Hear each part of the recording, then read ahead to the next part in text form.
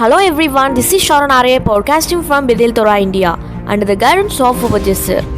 So దేవుని సన్నిధి పైకి వెళ్ళిపోయిన తర్వాత ఆయా కాలంలో నీతిమంతులైన వారి క్రియలను బట్టి దేవుని యొక్క సన్నిధి మరలా ఈ భూమి మీదకి రావడం జరిగింది.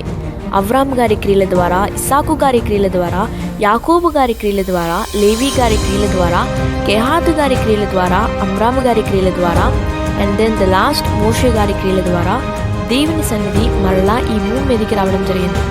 సో నా దేవుని సన్నిధి ఈ భూమి మీదకి మరలా వచ్చింది అని ఎలా తెలుస్తుంది అంటే, అరణ్యంలో మోషే గారు ప్రత్యక్షపు గుడారాన్ని నిలబెట్టిన తర్వాత నిర్గమాకాండం 40 అశ్యం తేజస్సు మందిరం నింపెను అని చూస్తున్నాం.